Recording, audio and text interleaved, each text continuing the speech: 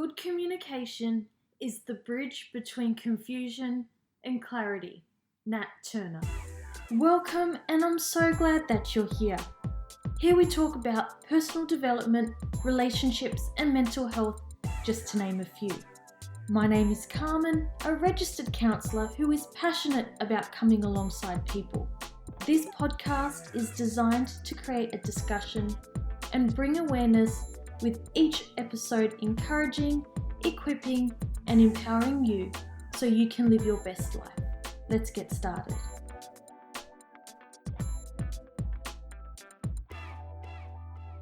Hello and welcome to another episode. I hope you're having a good week so far, and if you're not having a good one, that's okay too. I'm glad that you decided to press play anyway. I recently asked a question across my social platforms, and the question that I asked was, do you ever feel guilty for taking time out for yourself? And 100% of the responses said yes. So this presents a question, and you are the best person to answer it for yourself, because we are all unique and have walked different paths. So my question for you is, what feelings do you associate with when taking time out for yourself? And this can be a range of emotions, from joy to guilt and anything in between. So go on, take that moment.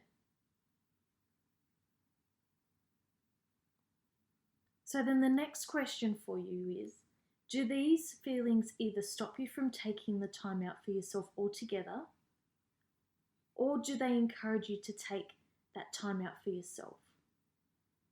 And the reason that I ask this is the feelings that we associate with self-care can either steal or enhance the time we spend filling up our tank. So some food for thought that I will leave with you. In last week's episode, we unpacked perfection. And I appreciate you taking the time to comment and share your thoughts around the topic. It can be so easy to feel like we are the only ones who struggle in certain areas. But what I appreciate about discussions like these, that we don't need to hide behind the masks that we find ourselves wearing. While we don't know what it's like to walk in another's shoes. But still I wonder if we can relate to each other's story in one way or another. Because happiness, sadness, fear, anger, surprise, and disgust are universal feelings, regardless of language or culture. So in today's episode, I will share with you the different types and levels of communication, along with various tools that can help enhance how you communicate with others.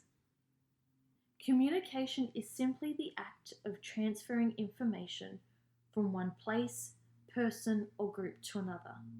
And while it may sound simple, it can be complex. Have you ever tried expressing yourself and have the receiver misinterpret what you were saying? I definitely have.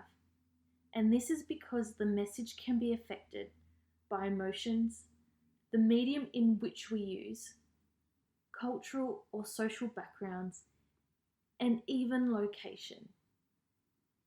Approximately 80% of relationship problems have to do with communication. So looking at more numbers, if you're a number person, then this is going to be right up your alley. So it is estimated that only 30 to 35% of communication comes from language, also known as verbal cues, and while up to 70% may come from non-verbal cues. Verbal cues are the words that we speak. It's the message we are trying to convey with the knowledge that we have and the meaning in which we place on the words that we use. Non-verbal cues include our body language, gestures, facial expressions, eye contact, the distance in which we stand to the person or persons we are communicating with, and our tone of voice. Now looking at the 5 levels of communication. Number 1 being hallway talk, also known as cliche. So it's non-sharing, and can be with anyone, and no real trust is needed. Number 2 is facts, and it's sharing of what we know. This can be shared with many, and little trust is required. Level 3 is opinions, and it's sharing what we think, and this requires some trust, as the communication risk starts to increase from this point onwards. Level 4 is emotion, and it's sharing how we feel, and at this point trust levels need to be greater and fewer people are involved. And coming to number 5, our last level, is transparent, and it's the sharing of who we are and requires complete transparency. This side of ourselves is reserved for those we trust.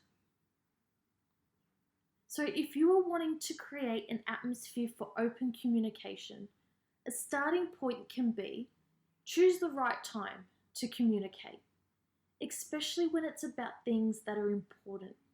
This can limit potential distractions. Use I statements rather than you or we, so there's a level of ownership rather than blame. Avoid global statements, such as always or never. If you are unsure about what is being said, ask for clarification rather than jumping to conclusions. Stay present rather than withdrawing in silence or stomping out in anger. Sometimes we feel that it's easier just to walk away or to not say anything. And if at times you are unable to stay present, ask to revisit the conversation at another time, but just be sure that you do so. Keep in check of your non-verbal communication, such as facial expressions and body language. And last but not least, listen to understand, then listening to reply. So on a finishing note, what would it look like if we committed ourselves to grow in how we communicate with each other? How would this change the way we do relationships, family, business, and life in general? So that's it for today's episode, and as always, I am grateful for the opportunity to come alongside you. If you know someone who might benefit from hearing this episode, why not share it with them? And don't forget to subscribe to the podcast so you don't miss an episode. For more content or to learn about the services I provide, head over to carmendebono.com.au, and I look forward to coming alongside you again next Wednesday.